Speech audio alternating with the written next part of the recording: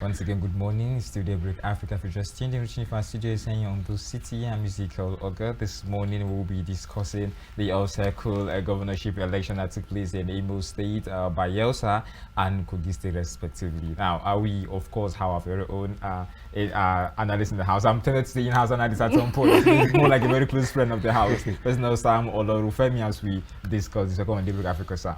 Thank you for joining us this morning. Good morning, Ezekiel. Good morning. Now, the truth is, the All-Circle elections was expected to actually correct some of the mistakes carried out in the previous general elections on the part of INEC and other stakeholders. But nonetheless, in these very elections, we had issue of violence. We had issues where figures were not corresponding with that of IREF, and the results before elections even began. And starting talking about even sort of violence that occurred even while at the collating center and all that. I guess there's plenty to talk about. I guess it's more like taking one after the other at this point. Well, I think the first question is, how do they even get to off-cycle election in Nigeria? Yes, I think that should be the first question. I think I'll get to that somewhere, because I remember Jonathan was already proposing if they were actually have a way to actually cancel that. But we're getting to that first. I saw the clip, but I don't know how that will be made possible. That will level everything back, having election at the same time. So I don't know how that will be made possible. Not proposed by former President Goodluck Jonathan. So I don't know how we are going to do that in such a way that we have everything back the way we used to have them. Probably have an interim for a while. Well, Ezekiel, which means we're going to alter constitution again.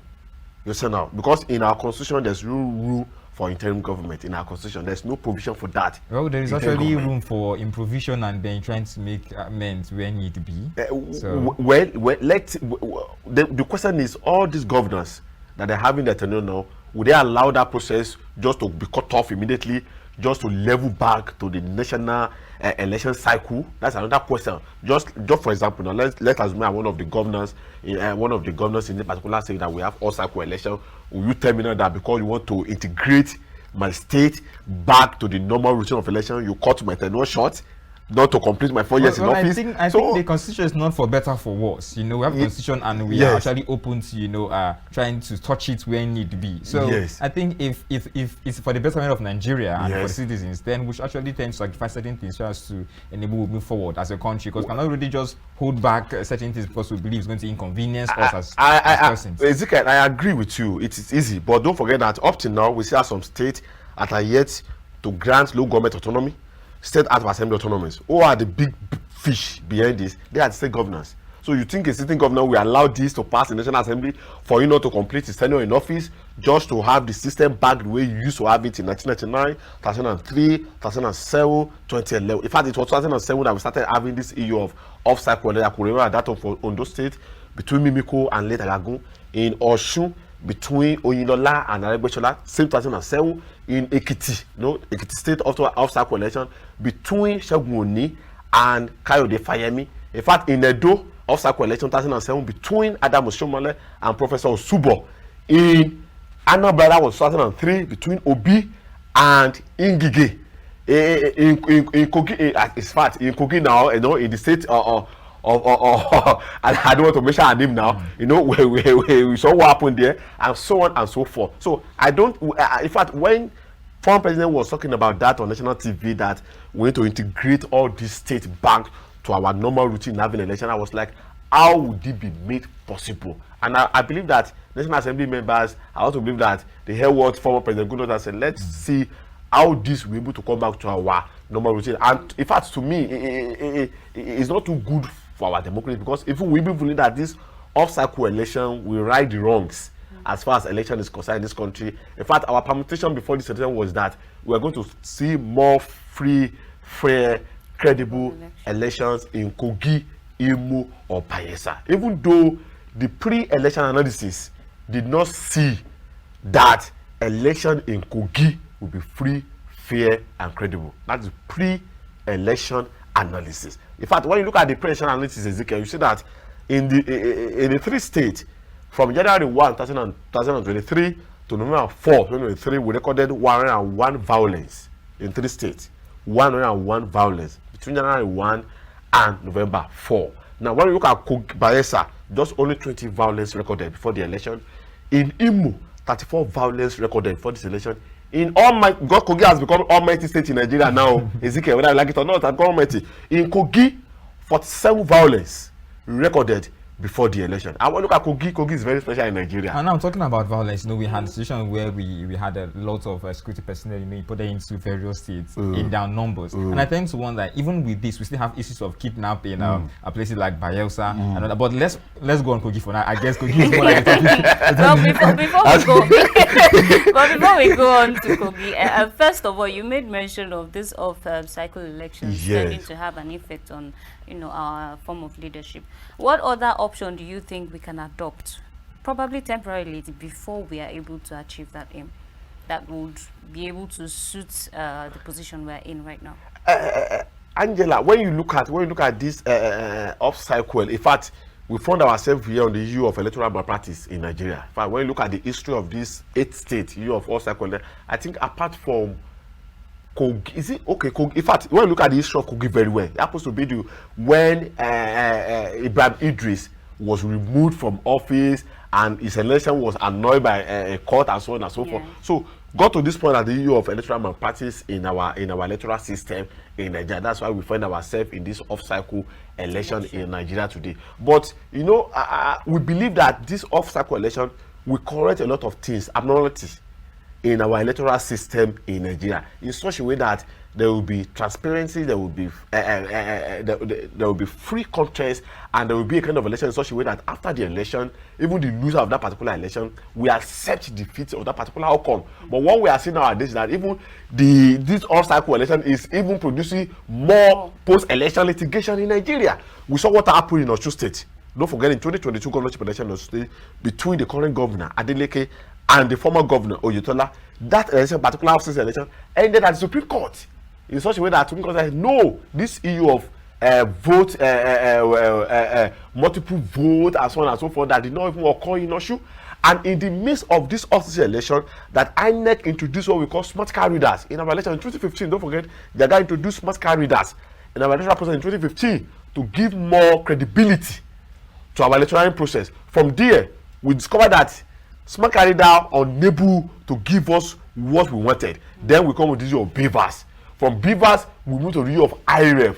Yet, Angela, we still see some skirmishing in our electoral process in Nigeria. So the question is, what is going on? When are we going to get this right in our electoral process in Nigeria? And the question to me is very simple. Until the gladiators in these elections ready to play by the rules of the game. Because we are talking about we are still talking about Kogi now. A lot of things happened over the weekend in Kogi.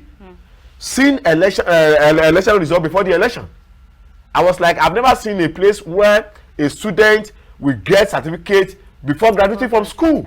We saw it in Kogi. In fact, in this election, Angela, about 40,000 police personnel were deployed to Kogi State. This same Kogi, 40,000. We saw what happened in 2019. It's still there. A lot of my friends covered that particular election in Kogi State. So we begin. In fact, after 2023 general election, I was here and I was talking about the EU observers report in Nigeria that they even blackmail us in this country. That it's like our electoral process is a 2 steps forward and 5 steps backwards. See what that we just experienced in the off-season election in Kogi. And when you look at this off-season election, is very unique. This is the first time we'll be having 3 off-season elections in 3 geopolitical zones. Kogi is in north central, Imo is in southeast, Bayelsa is in south-south. The first time we're going to have 3 obstacle elections in 3 geopolitical zones in Nigeria. And at the end of the day, the result coming from the 3 states is not that palatable, because we were expecting that this election will give us a kind of clear way that, okay, what INEC was unable to achieve in 2023 general election, they've achieved in the just concluded off-cycle election in the 3 states. But what did you see? The same disappointment. Each time I do come after election, I do praise INEC and I do give INEC pass mark in election. But I have my pass mark here in this particular, especially what happened in Kogi, what happened in Imo. A lot of allegations against Independent National Electoral Commission. Now the process is what is going on with our electoral body in Nigeria, and that's why you see that today people don't have confidence again in INEC. That's why people today after election, they go to court. Whether they believe that they win the election or not, they head to court. Look at what just happened. In 2023 presidential election, the presidential national assembly election, we've seen elections now upturned by INEC, by court now. We've seen a lot of lawmakers now sacked, removed from the national assembly, that they should go back to their house. We saw what happened. Kogi Central election. APC was declared winner of that particular election. Sure. Natasha Akpoti went to court to challenge the result of that particular central system. At the end of the day, she was given the result from court. So it shows that the umpire is not even living up to expectation again. And this is the only body, according to the law, that saddled with responsibility to conduct and declare election results.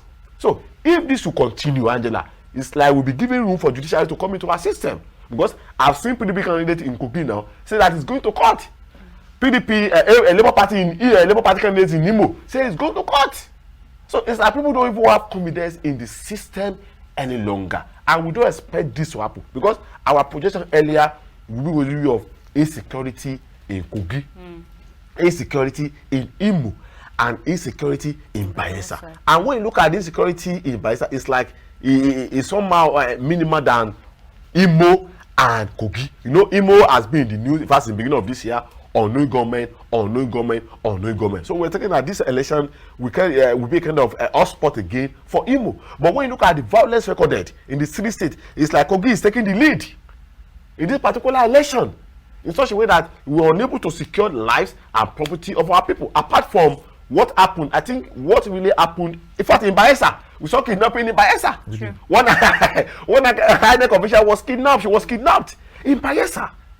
So all this thing is giving our electoral system in Nigeria a bad name. Because we believe that, before the election, I was like, before off-season election, INEC normally do well in off-season election. In fact, off-season election is not like when you're having election in all the polling units across the country. It just to focus your attention in a particular state. And like I said, this is the first time INEC will be conducting off-season election in 3 states. Not before happens to be 1 state. Anambra State, Edo, Ondo, Osun, Ekiti, and so on and so forth. This is the first time. But I think that 3 states should not be too big for INEC. That's my belief.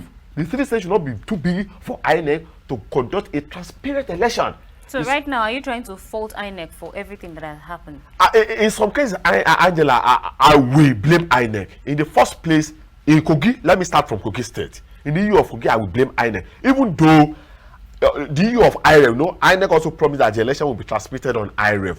And as at 7:31 p.m. on Saturday, a lot of percentage results have been uploaded on INEC IREV. But on what happened?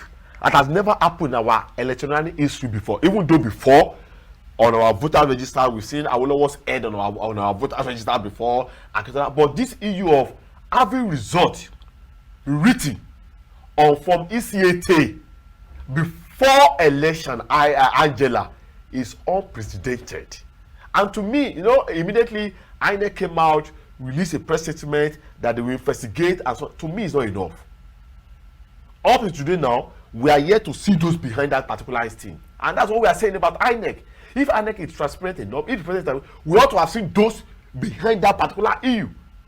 In this country, written election result sheet without the election, filled again, it's quite appalling.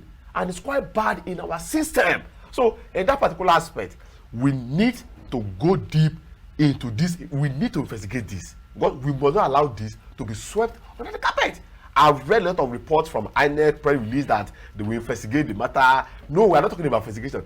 Bring out the perpetrator of the particular thing. Because when I saw it online, I zoomed in and I saw that happens to be 2023 November governorship election result in Kogi. People, it's possible for me to be saying, no, this result happens to be maybe last election result. But I zoomed, discover. Happens to be this result sheet for the particular election. How come, Angela? Because, see, I've worked with INEC. In fact, I started working with INEC in 2011 as a core member. And this thing is very clear. All these election results, they are not printed here in Nigeria. They are being printed outside the country. By the time you bring into the country, they will be stuck at the CBN. From CBN, they will be lifted to each particular state, for that election. From state, not to the INEC offices. From INEC offices to World Collation Center. From World Collation Center to the polling unit area where people will vote. So at what point that this result now leaked to a point that some people started recording figures when we are yet to even start casting a ballot. So to me, on the part of INEC, I think INEC need to come out clean, because up to now, Angela, what happened that made INEC to upload presidential election result? INEC is here to tell us today what really happened on February 25th, that INEC was unable to upload presidential, although we are done with presidential election result. I know we are done with that now, but up to today now, INEC is here to come out and tell us. INEC is just talking about technical glitch and so on and so forth. But what happened in Kogi, Angela? We must know what happened. We must not allow this to be swept under the carpet. Nigerians want to know. The people of Kogi want to know what happened. How come election result will be written before even casting a single ballot? Something must have gone wrong somewhere. So we must know, we must get to the root cause of that particular. Then again, but on the aspect of open the polling unit, because I was reading on the particular website when I saw that at least more than 85% of polling units opened in Kogi before 9 a.m. More than 85% polling units opened in Kogi before 9 a.m. But we cannot be talking about what happened in Kogi, the election, without talking about that particular election. And I think this happened at the Kogi Central. Why? Why Kogi Central? So Kogi is, and when you look at this election in Kogi, this election is just a clear pattern of ethnicity vote in Kogi. Because yes, because in Kogi, you know, we have major tribes in Kogi. We have the Bira, we have the Igala, and we have the Yoruba speaking side. Kogi East, Kogi West, and Kogi Central. When you look at the result, you see that each of the candidates, I'm talking about the SDP candidate and APC candidate, won their central street. They got a massive vote, but only the PDP candidate didn't rely that you not even get the required support that he needed in Kogi West. So in this election, INEC need to come out and explain what really happened in Kogi. And in the same Kogi state now, I think we recorded a death in Kogi state. Maybe about 2 or 3 people that were shot dead. We were told that they were trying to hide their ballot paper, ballot box, and they were shot dead. Somewhere like happens to be a clash between 2 supporters groups. So we don't know. We are waiting for police to tell us what really happened and led to the death of those young guys. In this came Kogi again, this election, we saw somebody that they were paraded fake police officers in Kogi state. Despite 40,000 police officers deployed to Kogi state, we've been able to see some people disguised under being a police officers in this particular election. So why? What is happening in Kogi state? So, but I'm not here to say that or to indict anybody in this election. But what I'm saying is that we did not expect what happened in Kogi to happen before this particular election. So to me, if I'm to score INEC in this election, especially in Kogi, my score will not go beyond 50% for INEC. Wow, it's more like the first time you ever said that. Exactly. Last time you gave them this first time I will score INEC no as far as Kogi election is concerned, because what played out in Kogi from INEC side to me is appalling and quite unfortunate from the part of INEC. Is it safe to say INEC as a body is really incompetent and more like the major problem we are having in Nigeria? See Ezekiel, if I said INEC is not competent, it's like we are talking about the old general commission. Like I used to say now, you know, INEC is a commission that INEC is a commission with a lot of people who are working with INEC. You know, there's no commission, there's no organization without bad eggs. We still have some bad eggs in INEC, whether we like it or not, and that's the truth of the matter. From bad eyes in INEC. So we still need to do a lot in correcting the wrongs in INEC. See, the reason why I scored INEC no in Kogi, no, not Imo and Bayelsa. The reason why I scored INEC no is that how would that happen? How will your result sheet, your result that's supposed to be out after election, because that for me CAT supposed to come out after election, after our vote has been counted. That's when the presiding officer supposed to bring out that form ECAT and start recording figures of each political party, then signed by the party agent. How come that form filled before election? INEC need to explain to Nigerians. We must not allow this to go. So that's the reason I scored INEC no. So we also had issues where the figures, they were actually getting modified from that on the IRF, and yet those figures were somehow collected and received by INEC. I don't think that is also questionable.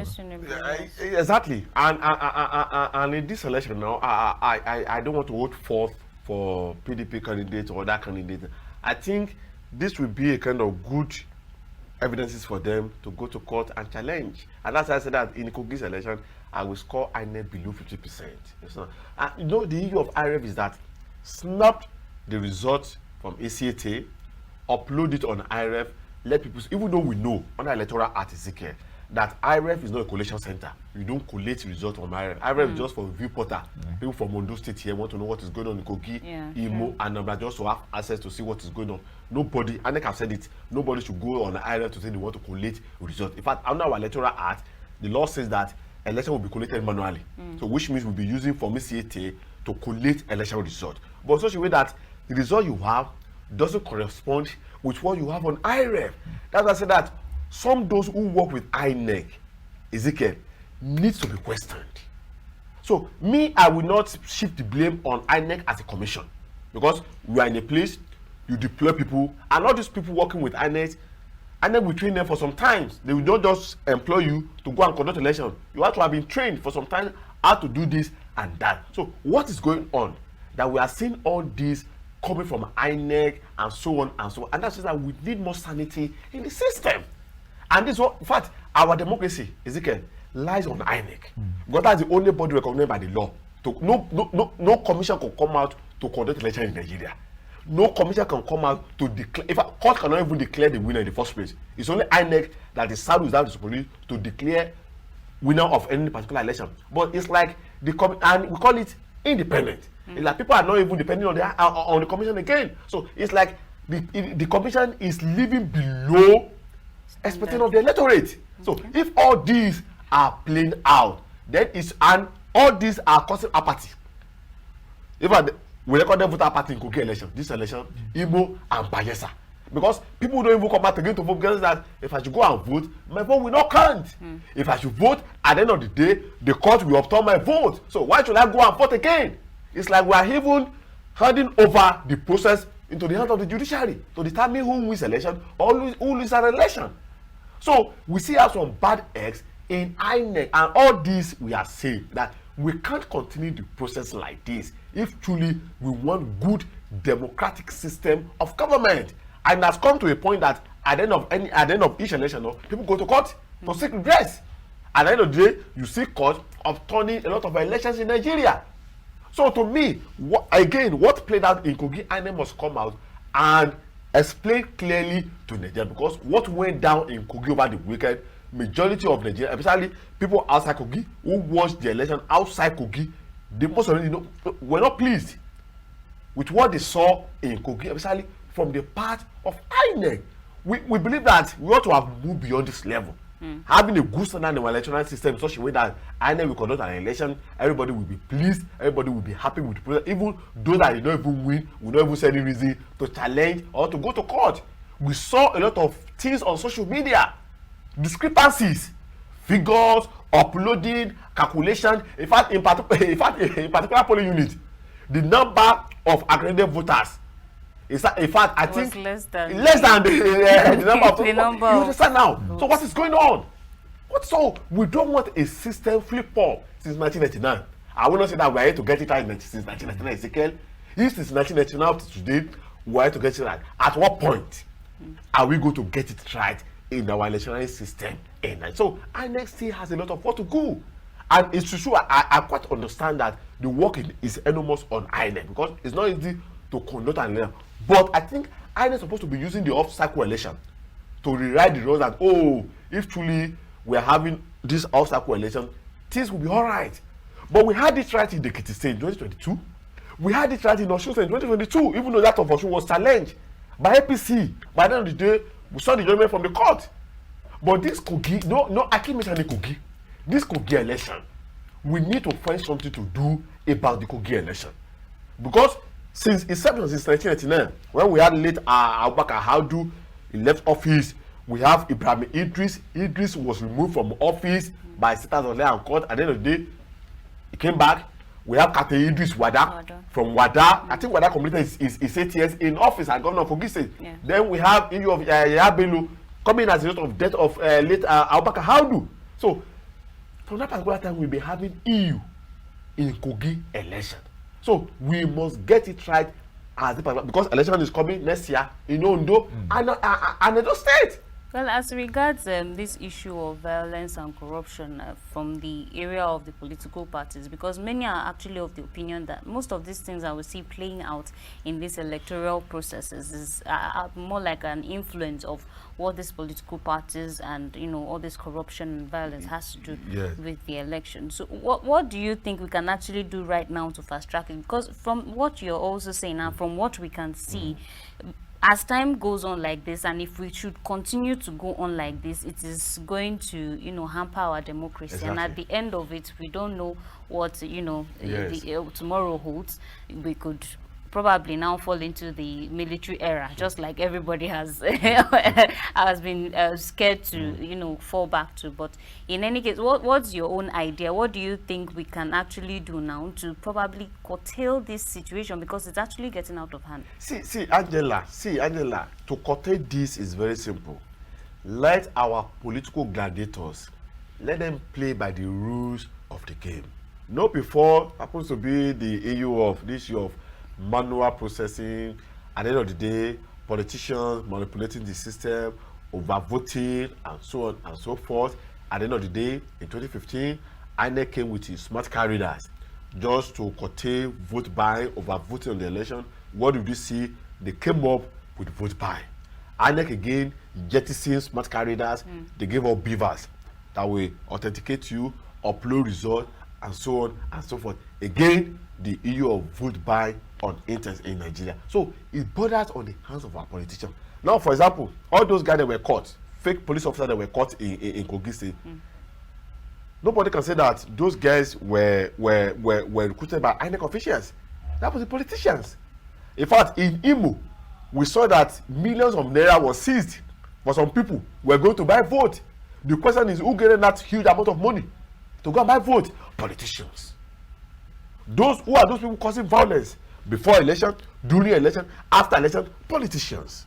So all this, Angela, is still in the hands of our political gladiators.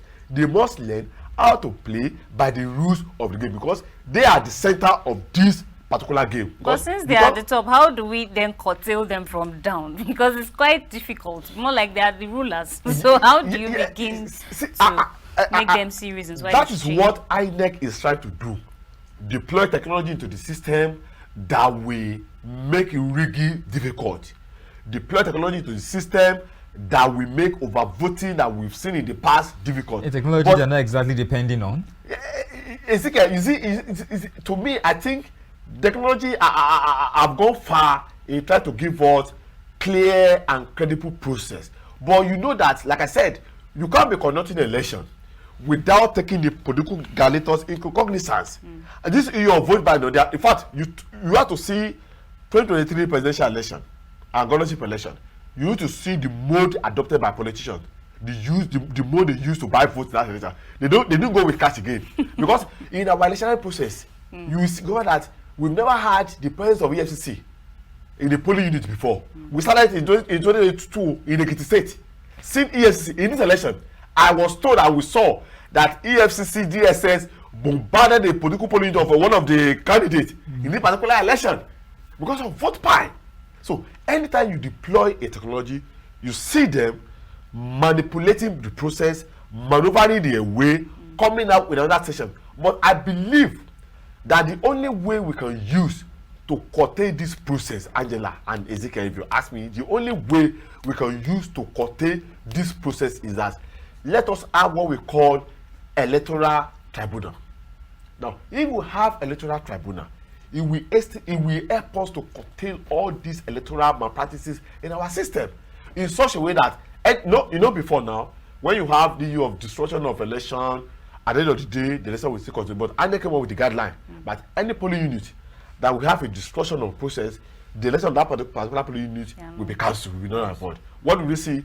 We started to see politicians going to the polling unit of their supporters now, destroy the process, knowing well that after destroying the process, the election of that particular polling unit will be cancelled to their favor, against to their opponent. So all these things, when we have what we call electoral tribunal. It will help us to curtail the excesses from the politicians in such a way that anybody caught, anything happened in the particular election, people will be tried. But how many of the politicians we see tried on election day? It's all the youth they use to manipulate the process. They are the one bearing the brunt at the end of the day. So, and like I said, Ezekiel, and I've said it here, that there's no election in the world that's 100% perfect. But since 1999, we ought to have moved very close to a deal of 80-something% or 90% of perfection in our election process. But it's like we're even far from that particular percentage now. Because each time we conduct election, we see glitch of the order from part of the INEC. Now, a little bit away from INEC, just going to Imo and Bayelsa. I was actually surprised as to the result I saw from the People's Democratic Party. I mean, I expected a lot from Senator Dino Malaya. I expected just so much from the party. It's more like SDP were more like challenging force and not even PDP in the state. And I tend to wonder what went wrong. In fact, sorry, in that election in Kogi State, you know, in fact, Dino Malaya came out with 46,000 votes. The whole Kogi State, PDP, and PDP is not a small party. You know, PDP has ruled the particular state. It became a concern. You can't take away the crisis in PDP. Away from what is happening in Ezekiel. Don't forget what led to division in PDP period to 2023 presidential election. We had G5 of 15 and so on and so forth. I thought that was more like on a national ground, but this is more like a state concentrated. Ezekiel, those who cause the fashion, they are from some nationals. You understand? Okay, look at Dino Melaye's campaign. When he was launching the campaign, I think it was only Governor of the state. What happens to be is DG that was there. When he was having his grand finale, I think it was only the president of the party. I did not see any governor at the grand finale of Dino Melaye's campaign. I saw only Atiku Abubakar, former national chairman of the party, Uche Secondos, the former policy secretary of the party, even from Kogi State, Kola Logbo Dinyo, and so on and so forth. I did not see the big wigs, the last of Seyi Makinde, the last of Governor Bala Mohammed, the likes of the governor of Taraba State, and so on and so forth. We did not see them around, but we saw them in Bayelsa.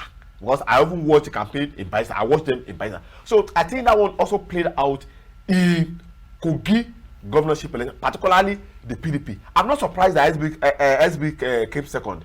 Adaka is a formidable force in that particular election. No, don't forget that Adaka left APC when Eyabelu went ahead to pick candidate Odudo from the same Kogi center. No people were like, after the completion of Eyabelu, he will go and pick maybe someone from Kogi East or Kogi West. He went ahead to pick someone from Kogi Central again, Odudo, from the same Kogi Central. That was led to Adaka leaving the party, SDP. So I want to look at this election. SDP called about 250,000 votes in this election. So in fact, he fought the fight very well. Unlike PDP, Dino Melaye, 46,000 votes in this election. So the crisis in PDP played a major role in this election. And don't forget that Yapelo and Dino Melaye, they have been at the loggerhead as far as Kogi politics is concerned in that particular state. In fact, it was Yapelo that did not allow Dino to go back to Senate in 2019. In fact, he told Dino that I will not allow you to go back to Senate. And he did that. That was what led to Smart becoming the senator representing Kogi West in 2019. So that thing has been playing in fact, some people have said that Dino should not be the one that PDP will field. I'm not a PDP man, so I don't know. But I've been hearing news that Dino should not be the candidate that PDP will field in that particular election. In fact, some people indicted Atiku Abubakar.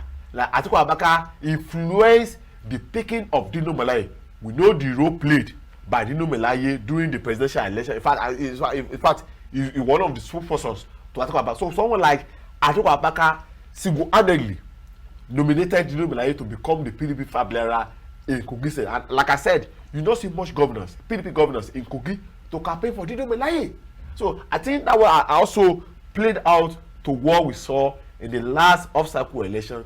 But I did not expect that PDP as a big party, as a big party, will come third in that particular election. So to me, it's not too good for PDP in that particular state in Kogi State. Even though we know before that Kogi is APC state, but we're expecting that PDP will still have a very good fight in the election. But what did we see? We saw a very terrible game for PDP in that particular election. The same thing played out in Imo. Ezekiel, unprecedented in Imo. Don't forget in 2019, PDP won that election in Imo State. But as a result of court EU, blah, blah, blah, blah, Opusodima was declared winner of that particular election by the Supreme Court. So I was expecting PDP as well. We play a good role. But again, the same thing played out. Don't forget the current candidate in the PDP happens to be former National Secretary of People Democratic. People as well in that Atiku Abubakar that he planted his boys in Kogi and Imo governorship race. So again, what did we see? We saw that even PDP did not win the single local government. In Imo State, unprecedented in the history of election in Imo since 1999. PDP has ruled Imo State. When Ikedio Akim was there, it was PDP. The first governor of Imo State, PDP man. It was when Okorosha came in 2011 that he took over from Ikedio Akim in 2011. So PDP has once ruled up, like I said now, in 2019, Ikedio former deputy speaker, House of Reps, won that election. In Imo State, what did we see again? The candidate did not even win a single local government in that particular time. Opusodima, the governor of Imo State, cleared the whole local government in Imo State.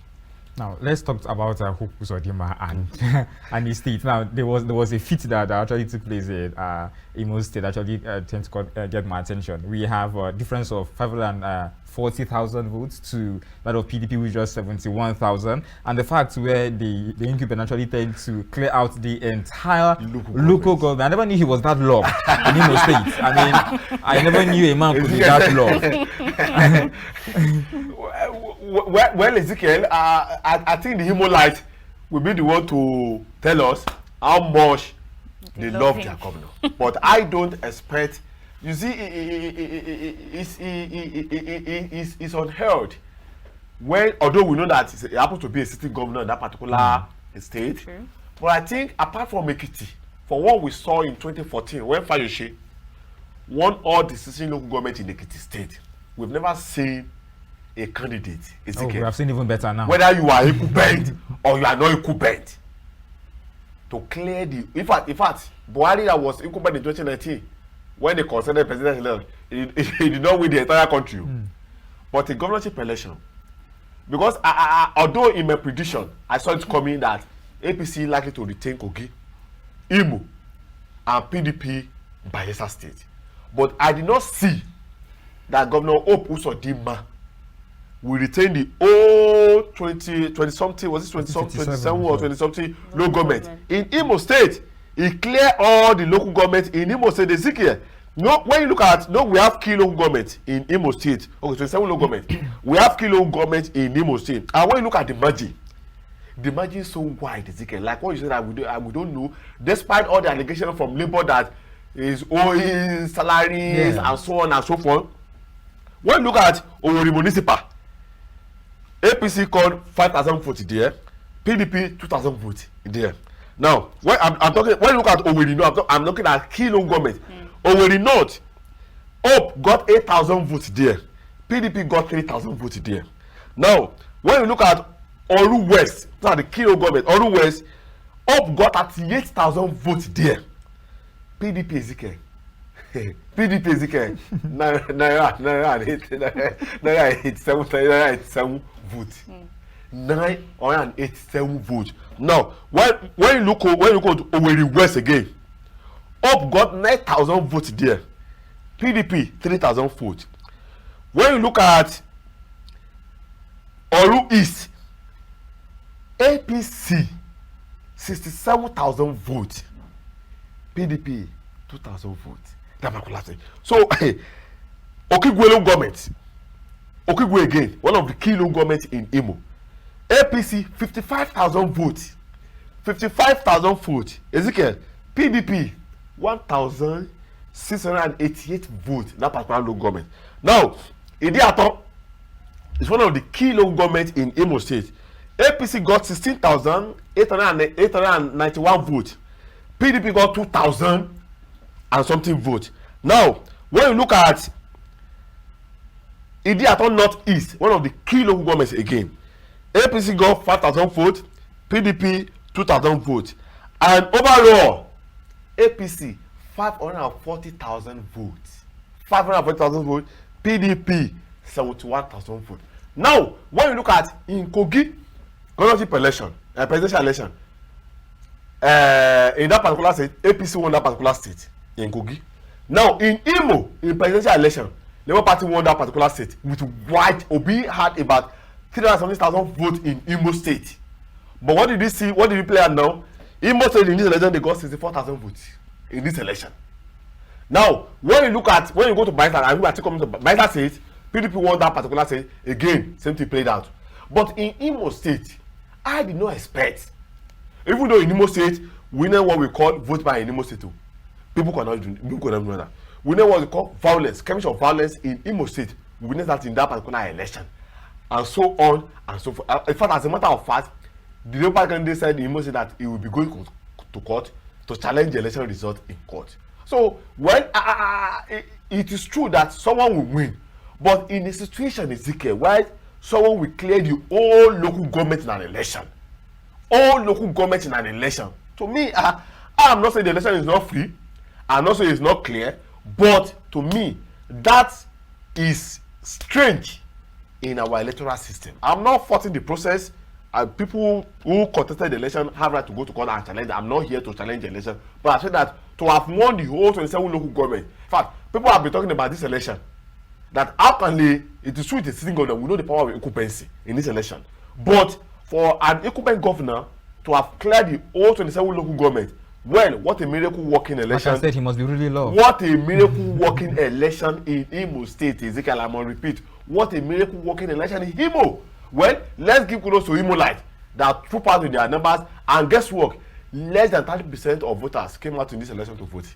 Less than 30% of voters came out in Imo election to cast their ballot. So those in Imo State, those who contested the election, they have right to strictly like what Hope Usodima, the governor, no forgetting in 2019, the governor came forth, he went to court to challenge the process, and at the end of the day, he was vindicated by Supreme Court that truly he won up. So people in Imo State, those who contested the election, they have right to go to court and challenge the process in court. Again, let's look at INEC performance in Imo.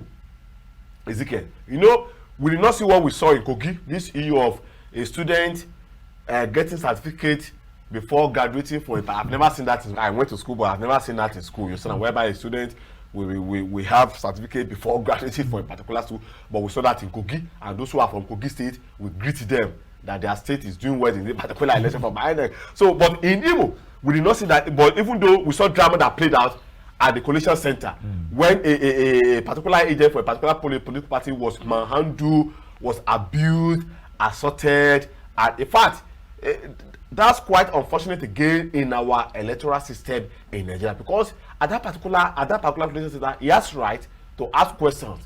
But I was hearing that his SSS was too much in that particular election, but he ought not to have been manhandled at that particular level because he was dragged out, and that's violence we are talking about in the electoral process. In fact, in Imo, we recorded another violence. We recorded violence in Imo in this particular election. So in the 3 states, violence were recorded in this particular election. But if I to rate, because when you look at the allegation levied in this election, particularly from Labour Party candidates, it did not levy against INEC. It levied against security personnel.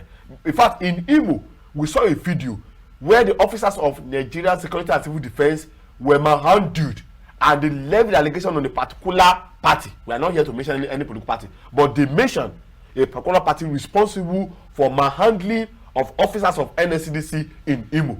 But when you look at INEC, I think INEC a little bit fair in Imo election, unless court will tell us otherwise. Ezekiel. But if I to rate INEC in Imo, I think I will give INEC pass mark than what I give INEC in Kogi. I tend to actually pick an attention as to the shortcoming of PDP in both Kogi State and Imo State. Yes. Is it still based on the national issue, or maybe there's another thing playing out? Again, Ezekiel, when you look at the campaign rallies of the PDP candidates in Imo State, we not see more political big whips in PDP that attended this rally, like what we saw in Kogi, Dino Melaye, because the governorship candidate in Kogi happens to be one of the loyalists of Atiku Abubakar. This not I'm not indicting anybody. It's what is the media. So people are saying that Atiku single-handedly picked the governor candidate in Kogi and Imo. What people were expecting that Ikedi Hakim, who ran other tickets in 2019, will be the one that PDP will recompensate in this election. For you to have run in 2019 to defeat, don't forget that in 2019 it was APC that was in charge of Imo. Okorocha was here. So people were expecting that the ticket will be given again to the candidate that the guy was given to in 2019. But what did this? In fact, we saw the Ejua left the PDP period of PDP primaries in Imo in alliance, because another thing, there was problem in Imo PDP. So he left the party and the ticket was given to the former national secretary of the party. What do we see? We see a abysmal performance by PDP in the just concluded election in Imo. So what is happening in PDP at the national tailored down to outcome of the result in Kogi and Imo. For in fact in Kogi, you know win if I can't win if manage to win any single government. In Imo, PDP don't win no government. And we are not talking about baby party. No people that have been in existence since 1999. For them not to have clinched a particular government in Imo, you have to understand that there happens to be a kind of crisis internally within the party in Imo.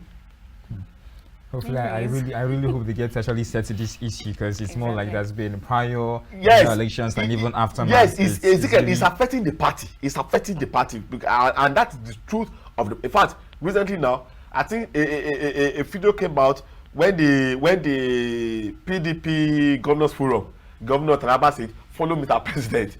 Outside the country, people are talking about, is it not the PDP Governors Forum, Shaman Governor Forum, follow Mr. President? So there's crisis in PDP as we speak, and nobody can hide that. So, and this crisis affected what we saw in Kogi and Imo in the just concluded obstacle election. And PDP needs to go back to their their drawing board now, because if care is not taken, this thing can continue on that trajectory, and if it continues like that, it will dent the image of, if not because that Doyediri happens to be a sitting governor in Bayelsa, he will have witnessed the same thing that that happened in Imo and Kogi State. But happens to be a sitting governor. In fact, when he was doing his rally, we saw the governor of Edo, governor in fact Saraki was there. Big people in PDP were there because he happens to be a sitting governor. So I think he used that office to gather some political machineries in PDP to rally around him and so on. But PDP is degenerating, especially on the just concluded presidential. We saw how PDP was divided, Ezekiel, in the just concluded presidential election that made PDP to lose some states. In fact, the coming of Peter Obi even further broken the structure of PDP in just 2023 presidential election. And look at what the plan now in Kogi and Imo, and the election will be coming now next year in Edo. And even though the sitting governor of Edo happens to be PDP, so it's possible for him as well to rally on himself, to gather some machinery, being the governor of the state, just to attract some big wins, so that PDP not to lose Edo again. But we can't dissociate the crisis in PDP with the failure we saw in Imo and Kogi under PDP.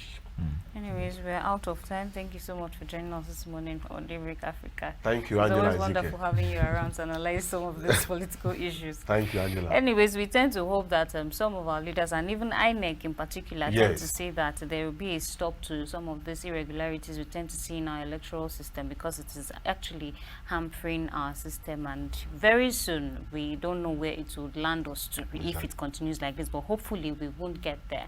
However, thank you to our viewers for always staying tuned on KAFTAN television, and this is what we'll be handing over to our Lagos station.